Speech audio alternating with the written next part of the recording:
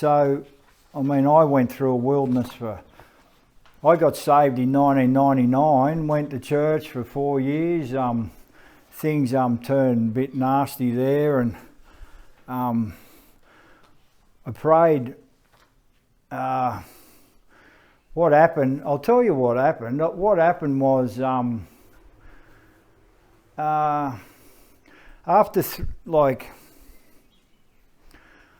and I've told you before, this is what made everything go haywire. I was every day I'd get up, and I encourage you to do this. Every day I'd be praying, and I'd say to God, and I told you this, some of you might remember this, every day, because I was full of fear and guilt and condemnation and stuff. I mean, when I got saved, I had a radical transformation. The alcoholism went, the dope addiction went, the suicidal thoughts, the nightmares, the paranoia, the anxiety, and the depression. Everything just went bang like that. I wasn't perfected, but that was a great start for me, and I'm just going, whoa, this God, who is he? And this, where I never ever wanted to pick the Bible up, I had a hunger. From that day, I had a hunger to read. And like I said, I was reading the Bible 3 times a year, the New Testament, one time a year, the Old Testament. And I've kept that up for probably kept it up for 16, 17 years. And then now I just go wherever I want to. Wherever God wants me to, or I was doing that before, but I'd pray every morning, or God, what do you want me to do? What do you save me for? And still had self-condemnation or rejection of self through the crap that you put up with life. Just wondering why he saved me, why he did, because it was a massive release. I was just floating for about 3 months, and I kept praying this probably for I would say 2 years. 2 years every day I'd put in my prayer, God, what do you want me for? Show me what you want me to do. What did you save me for? I'm looking at all my mates, trying to get them saved. None of them are interested, but I couldn't get enough of it. I just couldn't get enough of God. He just filled me right up with his spirit, with light, with life. And anyway, after about, I think it was about 2.5 years, he said, one day I heard an audible voice. He said, after 3.5 years, you'll know. So I said, right. And I got the date. I know the date we were saved, February 11th, 1999, about 11 in the morning. My life's never been the same again. Best thing that happened ever.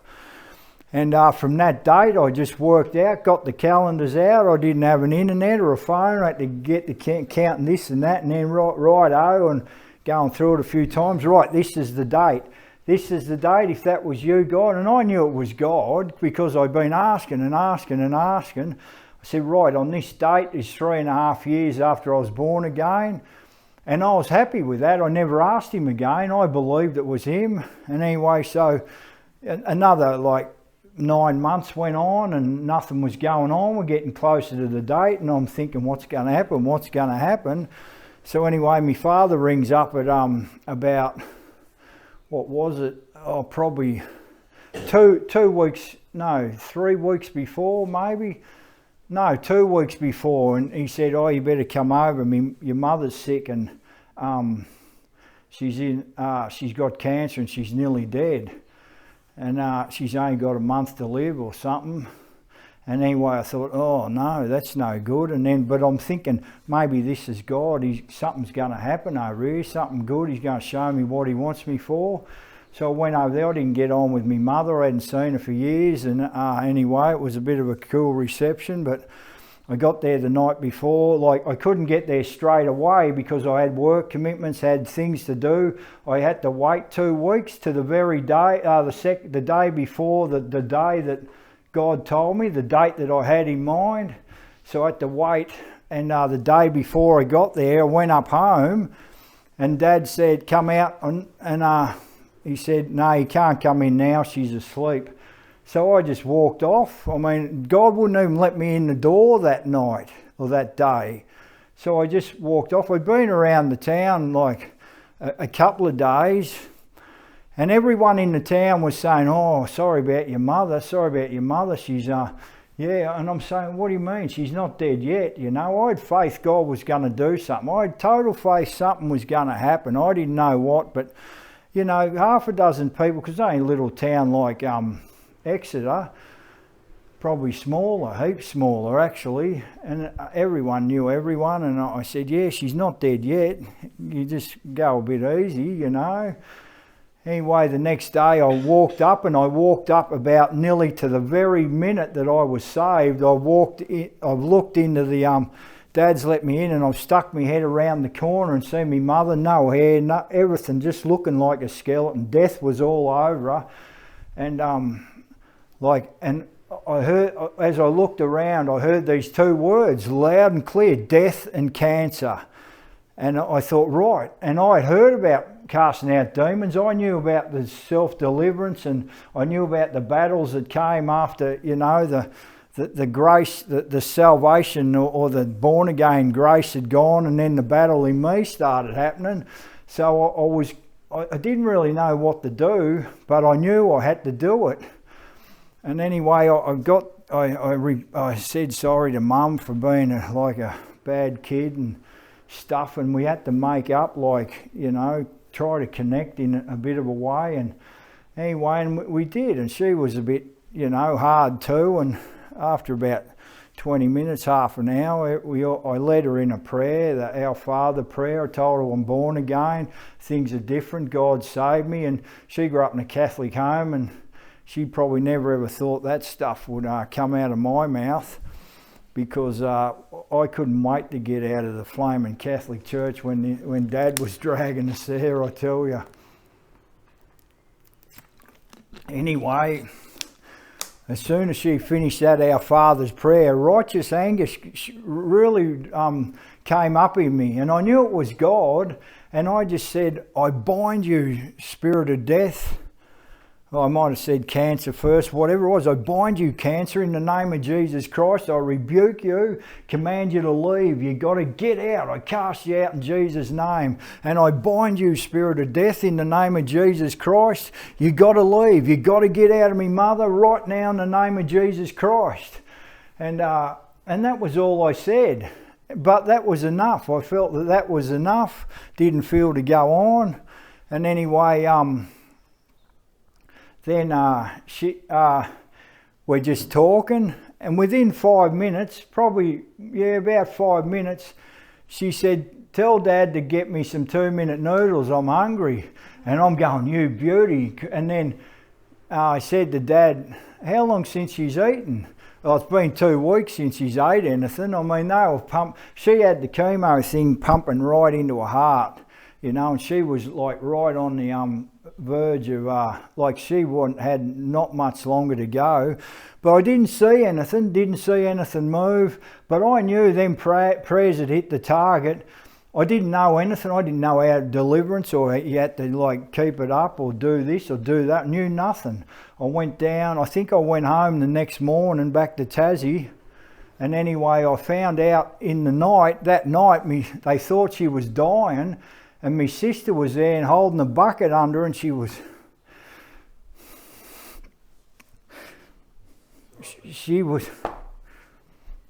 coughing up, spewing up all this black gunk, and all that crap was coming out of her, you know, and it was massive. Like, it was a great, like, that was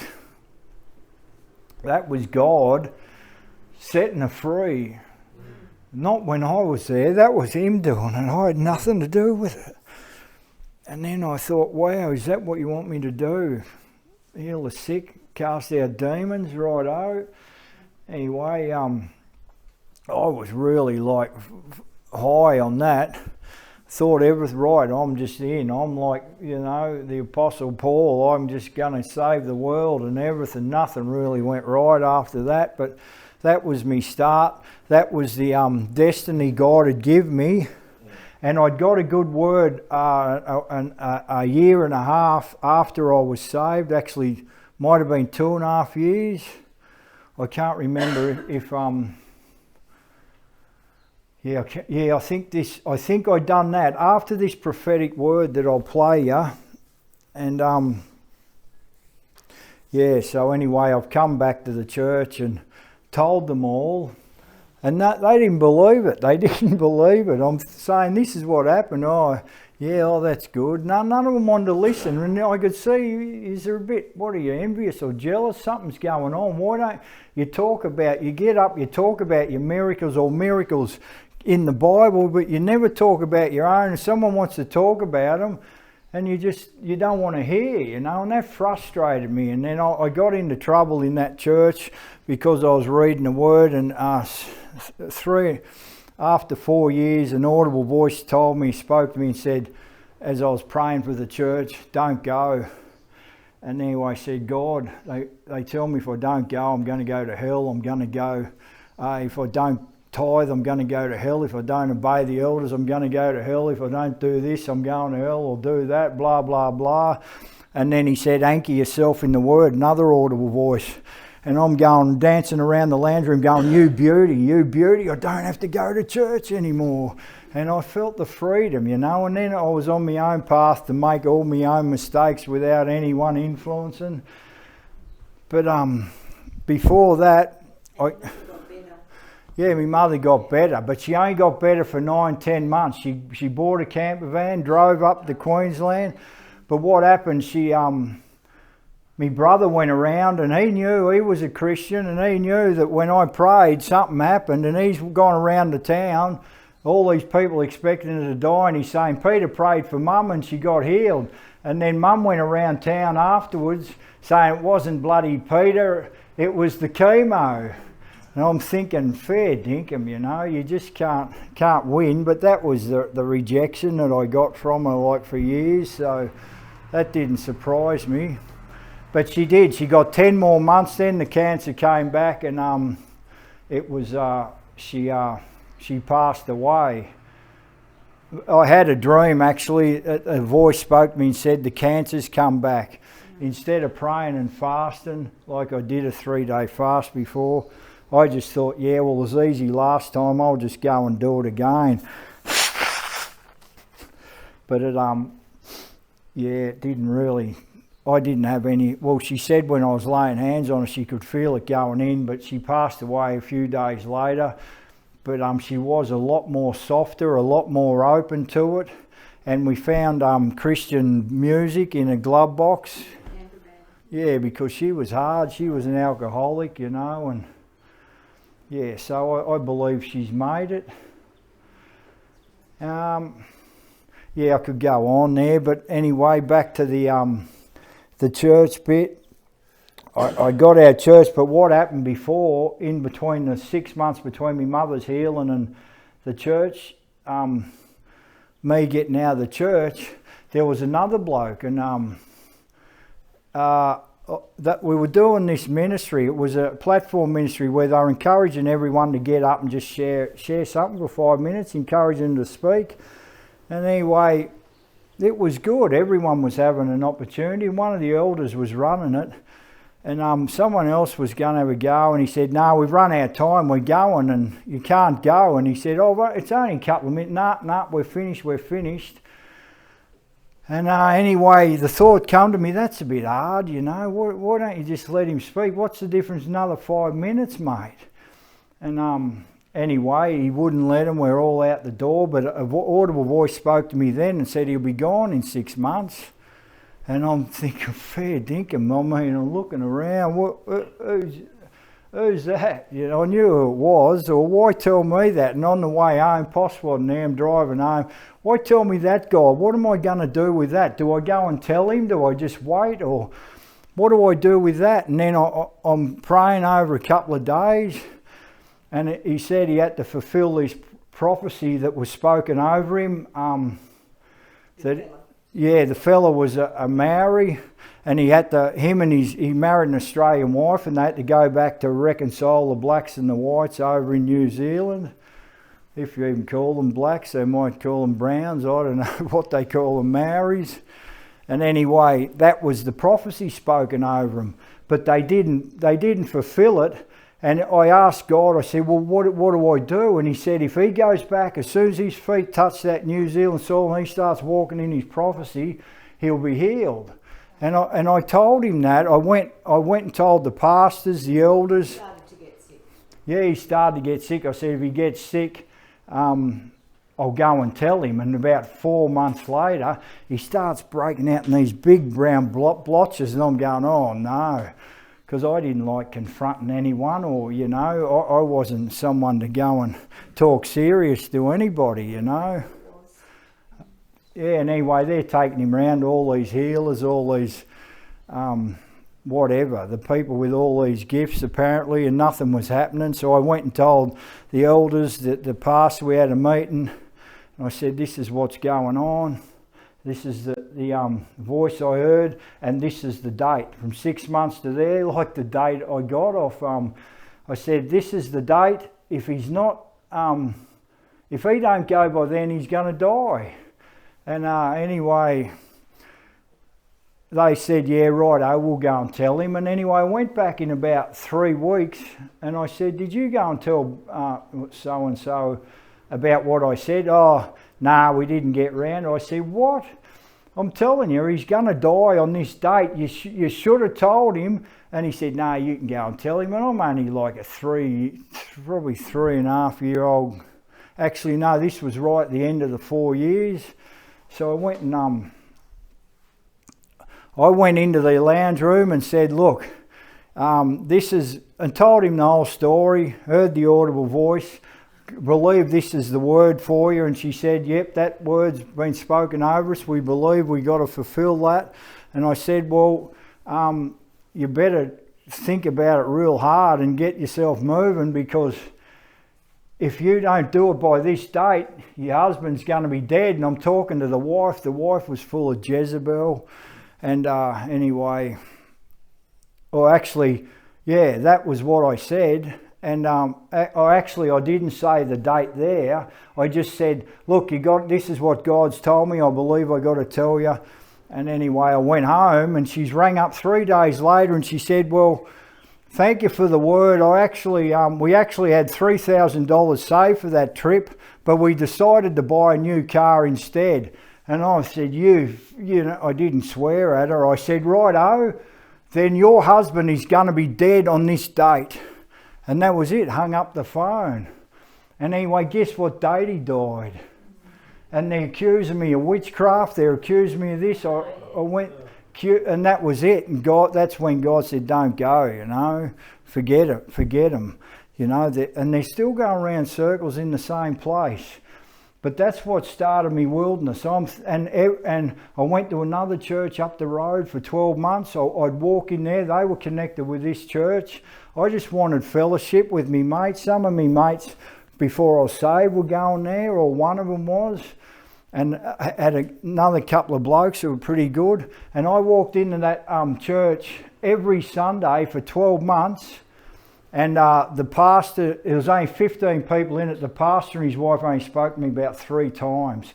When I walk in, they turn their back, because they thought I was in witchcraft. They thought this and they thought that and all the rest of the crap. And I've got a few other good stories, if they're good, bad, about what's going on, or what these things that God's given me to do, the messages he's given me to deliver.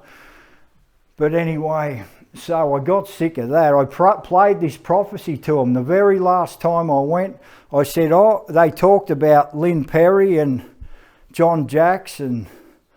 I mean, some of you might recognise the name, some of you might, and they're Yankee prophets. They come out. Lynn Perry was actually one of Ronald Reagan's bodyguards, but they really hit the nail on the head. But anyway, they spoke about this, and I played them the prophecy. And as soon as I played them the prophecy, the next Sunday, oh, how are you? Nice to see you. Yeah, right. And I'm thinking, yous are pathetic. And I left. I just couldn't stand it. I thought, you ignored me for 12 months, and now you want to, you know, pat me on the back. I can't stand this hypocrisy.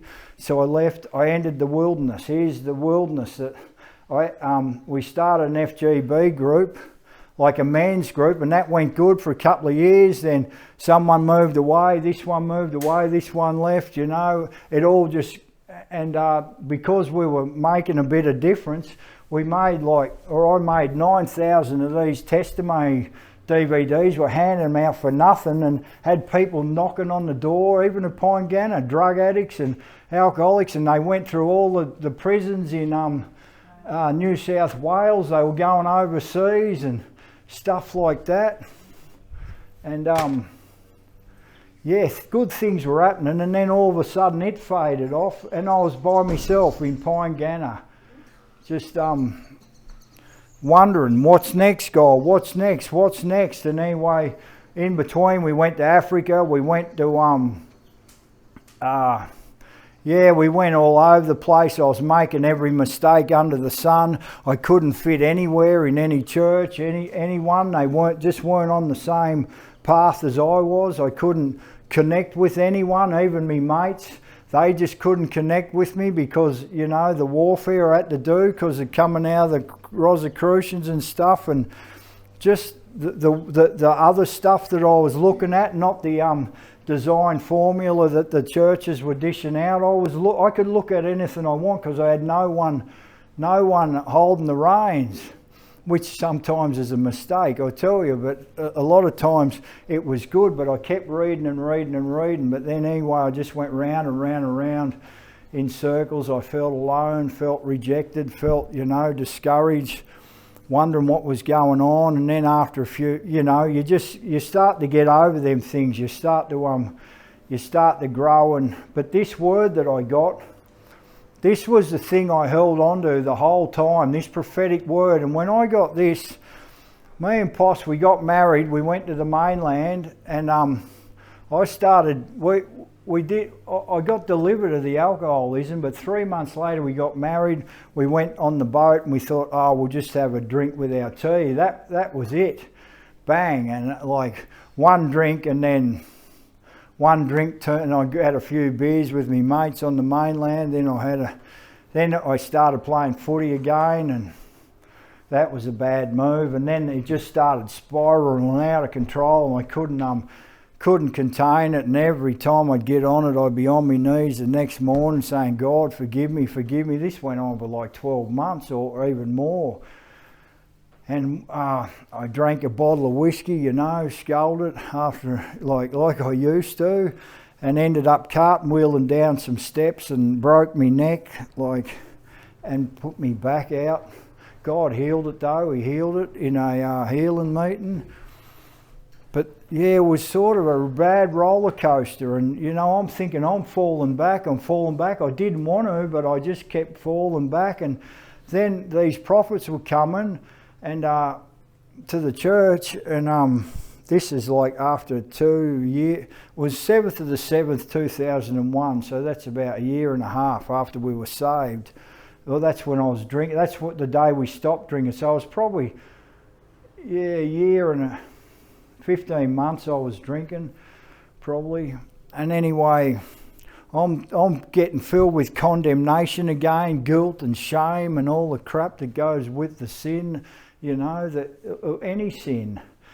And so they said, oh, it'd be good if you can fast for 3 days, told the whole congregation. And that way God might give you a better word, or they might be able to see clear, or whatever they said. And so I tried to fast, couldn't even do that. Done 1 day and maybe a couple of hours. I thought, I can't even do that, God. Look at me, I'm a flaming wreck.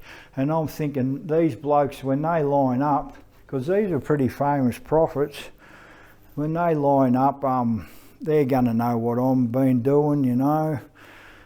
Drinking and flaming, carrying on with the boys and being an idiot. And anyway, they came, and this is the word. I was expecting a smack on the bum from God. I really thought he was going to hit me hard, you know. But this is the word. I'll play it to you. This amazed the whole congregation. And really encouraged me. And this word, when I got that last Sunday, that was it. On the Sunday, I never drank again. I've never had a drink again. I had a little bit of port at an Anglican communion there 20 years ago or whatever. but I've never ever touched another drop. And this word, when a true prophetic word goes into your spirit, it does what it's meant to. It changes you. It fills you with direction, fills you with hope. You know, and that's what I needed, because I was starting to get more and more hopeless.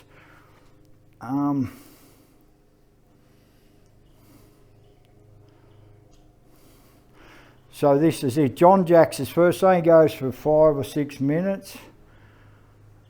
And they didn't know me from a bar of soap, but what they were saying was hitting the target right on the head, you know.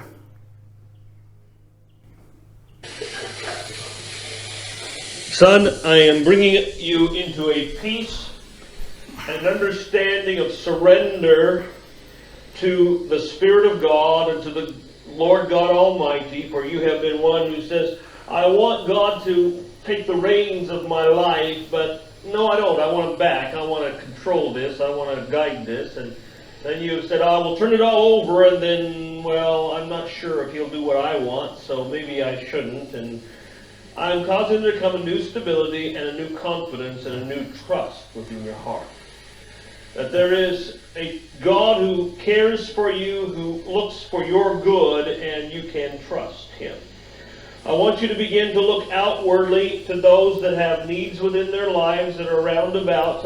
I want you to begin to not look back, but I want you to look with an eye to the future, for I'm going to cause you to become more and more of an influence. I want you to walk into places where there are decisions that are being made that will influence community, will influence life. I want you to become more and more a voice and not one who sits on the sidelines and says, oh, well, they should do this, and I wish they would do that, or at least thinks those things. But I want you to lift your voice up. I want you to become influential. I want you to influence them. I want you to be one that stands firm in that which you know to be right. Daughter of the Lord, I have put great strength within you. I'm going to cause you more and more to become stability. I'm going to cause you to be one who others can come alongside of, and have great confidence that they can share their hearts, and it will be that which will be taken to the Lord and no further. That it will not be something that's talked about or chided over, but it will be that which is a strength to them, that they have a confidant that they can come to and share the burdens of their hearts. Have one who would stand with them with that capacity of counsel, wisdom, and care. I'm giving you strength to speak forth. I'm going to cause there to come more and more an aspect of unity within your lives together as you walk in purpose in God. That it would not be as though I got my purpose in my way and I've got my purpose in my way, but that there would be a unity in that as you focus on what God is opening up to you in these days. I will cause you to get more and more established in the ways of God and in the house of the Lord, to bring forth truth, to bring forth life in those that you come in contact with. Brother and sister, I have a great feeling that, and I don't want to preempt what others are saying, but that there is it's as though that God is showing the next step, but not showing too much further out there, because he wants you to get stronger and take one step at a time and have an understanding that there is a dimension of faith that he is calling you into, where you don't have to have the plan laid out before you. You don't have to see everything that is there, but you have to see him. And as you see him, the great confidence rises within your hearts that we will walk this walk, we will talk this talk, we will see the faith that God has called us unto arise within our hearts.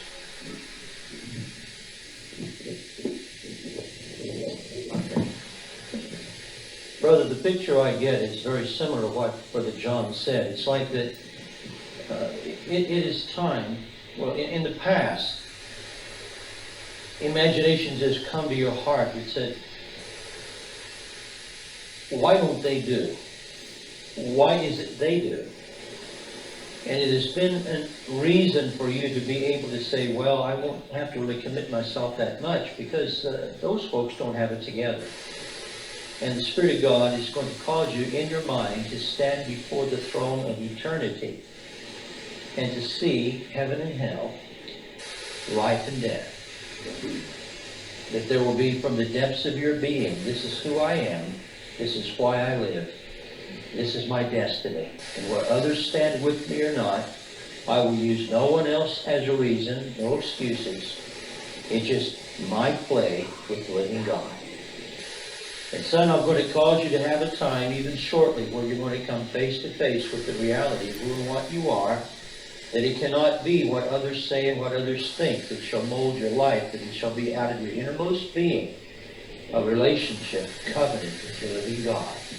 For there has been a hunger that I have been putting within you to go after and to train, to equip, to teach, and there has been a holding back because, Lord, if I don't have it together and they don't have it together, maybe we ought to wait until we get it together. But no one has it together. No one understands all things. No one is balanced. Everyone walks with the Lamb. Everyone that is called of God walks with the Lamb. Everyone has need of my ongoing daily touch, counsel, guidance, revelation, and leadership. No one understands the turns around the next corner. Everyone has to walk by faith. And I am giving unto you, son, even a clear statement that I have chosen you. I have gifted you. I have strengthened you. I have encouraged you. And I have brought you back from the precipice over and over and over. And I will give unto you the determination I'm going to stand as a man of God, with my armor on, with my eyes on the horizon, always on the look to strengthen, encourage, and bless those who are weaker than I, to be unto them an encourager, a blessing, that they will not fail, that they will not go through the same battles I have, but I will show them the trail, how to walk, how to do, how to be a blessing everywhere they turn. Daughter of the Lord, attach yourself even more so with those that would pray, that would intercede.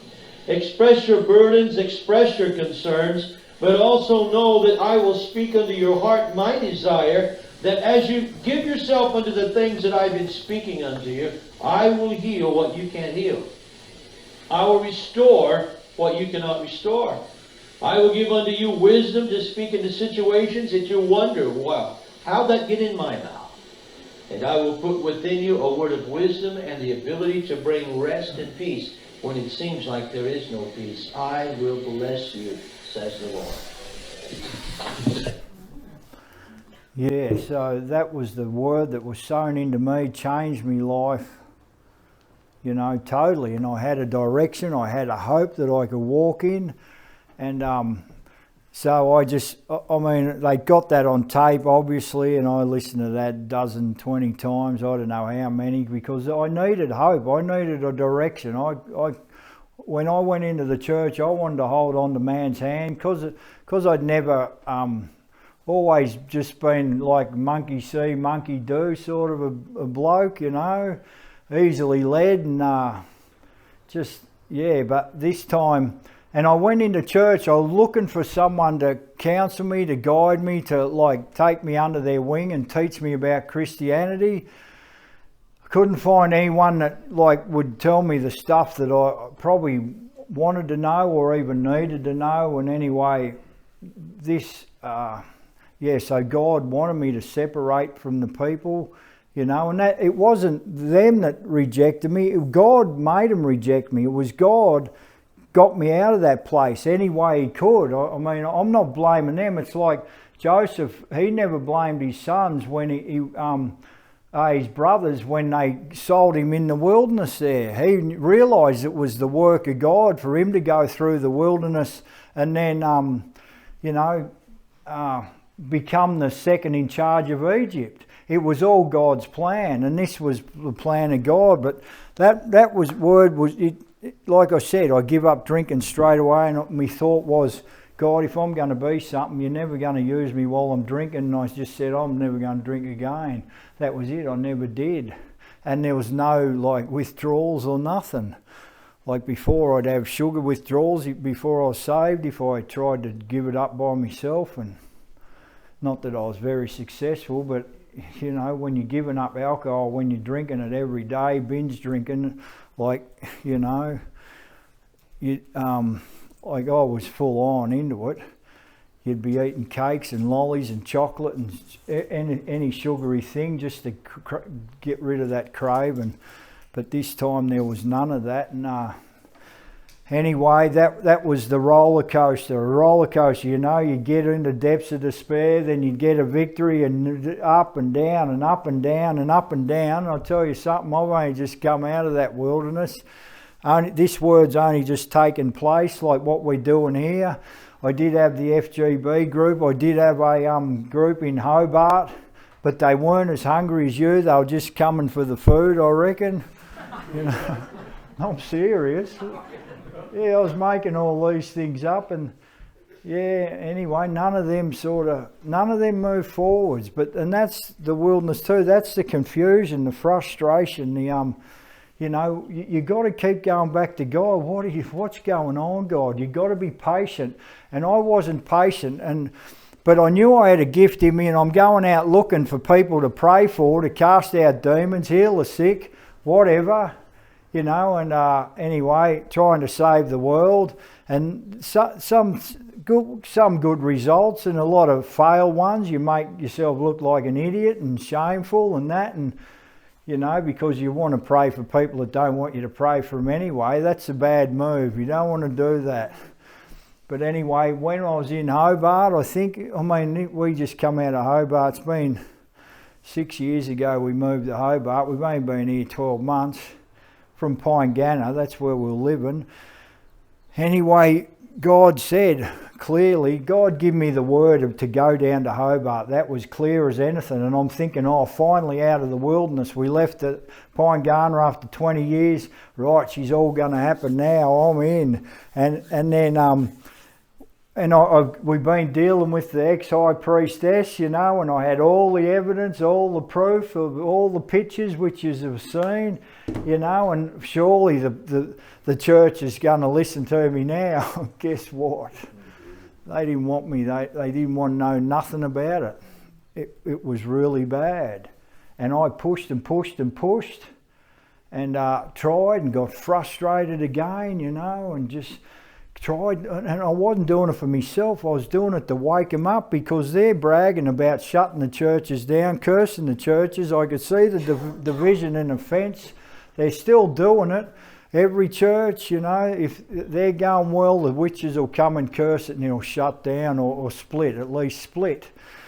But anyway, in the end, God said, I heard it real loud, don't go to them, let them come to you. And the hardest thing was, after 20 years of trying to, or 18, whatever it was, trying to do my thing, trying to, you know, do some witnessing or do some praying or do whatever, that I had to sit and wait. And I found it so hard to just sit and wait when he said, don't go them, let them come to you. So I stopped doing everything. I just stopped. Bang, righto, God, I give up. If that's the way you're going to do it, that's the way I'm going to do it. So anyway,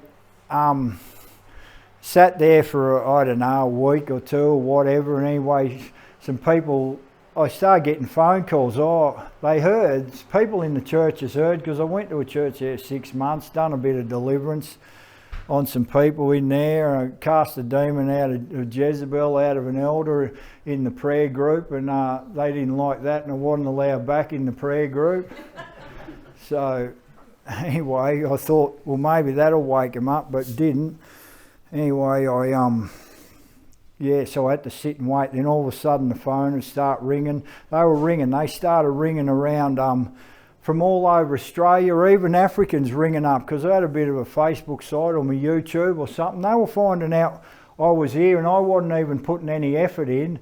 So I started praying for them, and you know, I was still only, like, I wasn't an expert, I wasn't perfect in everything. But there was results coming, and they'd tell their friends, and this had happened, that had happened. People started knocking on the door, you know, and people, some people in the churches started coming, some high up people in the churches, and we started casting demons out of them. And they because they were so oppressed, they started changing their theology, because they got freedom in the deliverance. So that was encouraging, but no doors opened here till we come here. Exeter, this place, God's doing something up here, you know. You people are such an encouragement to me. I couldn't do this anywhere until, like, when Brad started his meetings there. He said, let's have a meeting. He rounded up some people and we showed the slides on the witchcraft and all the stuff, you know.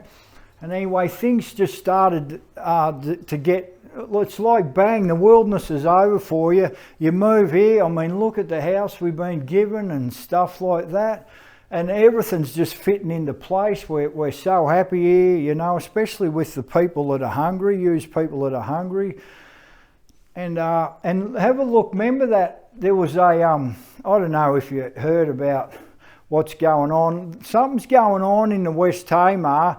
We've been praying for it, you know, daily prayers. I don't know if yous have been praying, but you pray for your own area. But West Tamar, there's a thing going on in Port Hedland. This has nothing to do. This is not spiritual. Well, it is spiritual, but there's a thing where they're exposing what we went through in the last couple of years, exposing it as a hoax, as a fraud in the Port Hedland Council, and they've all been.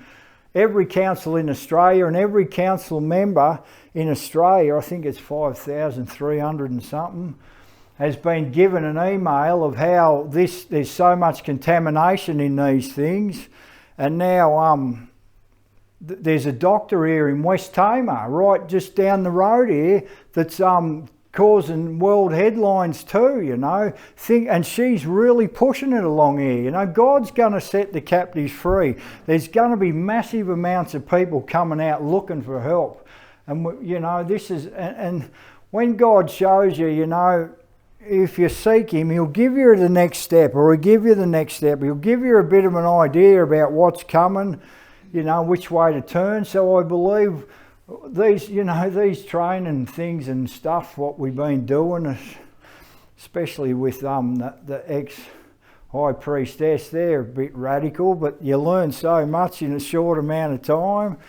And yeah, they've been really beneficial to the people that have seen it and watched it. They believe. It makes you believe. It helps you to increase your faith. So that's my wilderness experience. And I believe I come out. I mean, there was lots of highs and lows, and then the roller coaster started to slow down, you know. It started to level out, and I didn't get frustrated or angry, or, you know, there was times when I was. But if you've been on the roller coaster, you got to, and this is what this sheet's for. There is something at the end of it. You just got to be patient. And he's obviously, I took 20 years because I needed 20 years. I had to get all the crap out of my mind, all the stuff out of my heart, my pride, my self-righteousness, my self-serving, self-seeking, the lust of the eyes, lust of the flesh, pride of life, all the wicked stuff, you know, that I had a lifetime picking up, or 35 years picking up. All that had to go. The wilderness is to cleanse us and clean us out. And some of you have been in long wildernesses, I know, you have told me, and, you know, and but God will bring you out. This is the season He's bringing the people in the wilderness out. He's going to bring the backsliders in, and going to bring in those, even those that don't even believe. He's going to start bringing in, because of what's going on with this thing, you know. That truth is going to come out, and He's going to need us to speak, counsel them, or speak life, or give them, you know, pray. I believe we can just pray, or sort them out, or, you know, bring them into the kingdom, give them hope. And He's trained us for that. So that was my wilderness. I mean, there's so much more went on in between, good, bad, the ugly, you know, but